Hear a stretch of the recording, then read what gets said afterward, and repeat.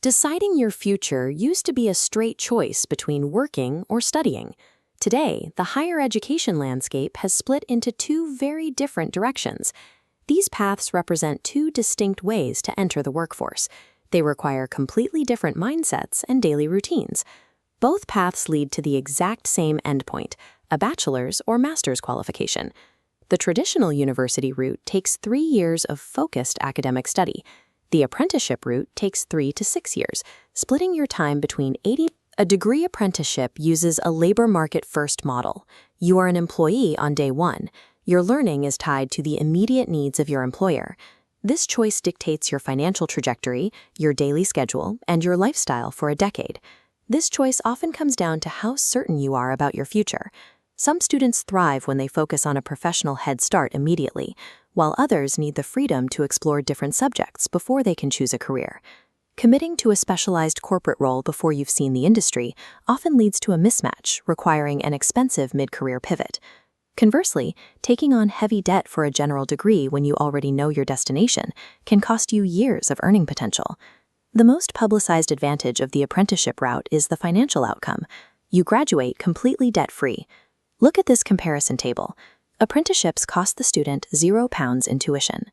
The training and assessment costs are fully covered by the apprenticeship levy, which is a tax paid by employers with payrolls over £3 million. Contrast that with the traditional university model. You are paying at least £9,250 a year in tuition. The average graduate leaves with over £45,000 in debt from student loans. Not only do apprentices skip the debt, they also receive a guaranteed salary from day one. In sectors like law and finance, these salaries are often set at market rates to attract the strongest candidates. But that financial advantage isn't a gift. You are managing a 37-hour corporate workweek while simultaneously completing a rigorous degree curriculum on the side. The return on investment is high, but it is paid for with your time and labor.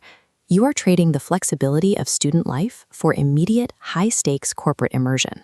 Traditional universities offer something an apprenticeship cannot: academic breadth.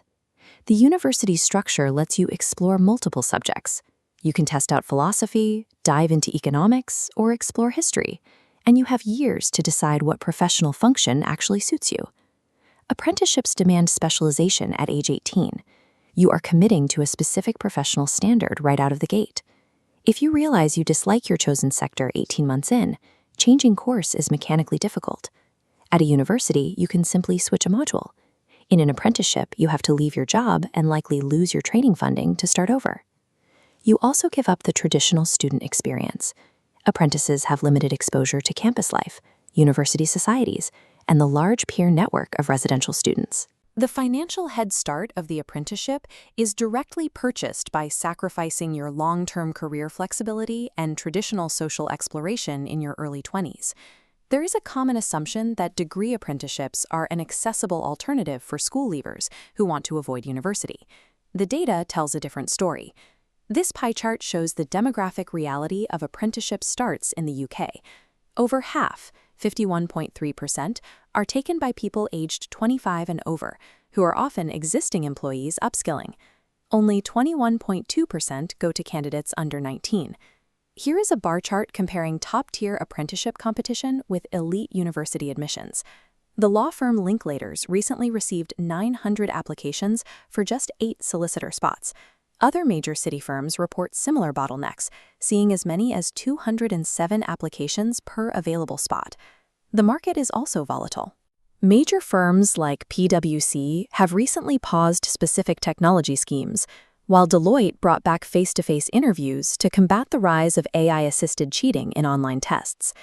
Treating a corporate apprenticeship as a casual backup plan is a mistake. Statistically, top-tier schemes are harder to secure than an offer from the UK's most elite academic institutions.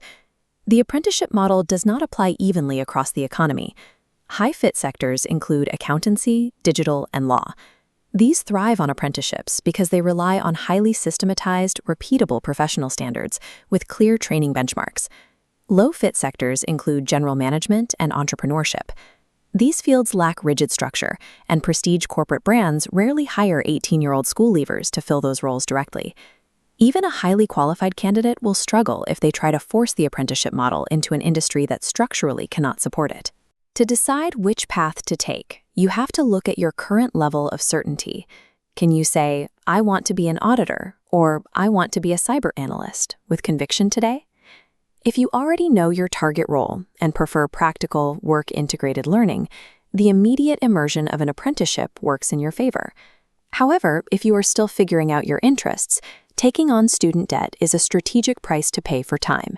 It gives you the academic breadth needed to avoid committing to a career you might dislike 2 years from now. Be careful if you are only chasing the brand name of a firm or the appeal of a free degree. If you don't actually enjoy the daily professional tasks of that sector, the 37-hour workweek will become an immense burden.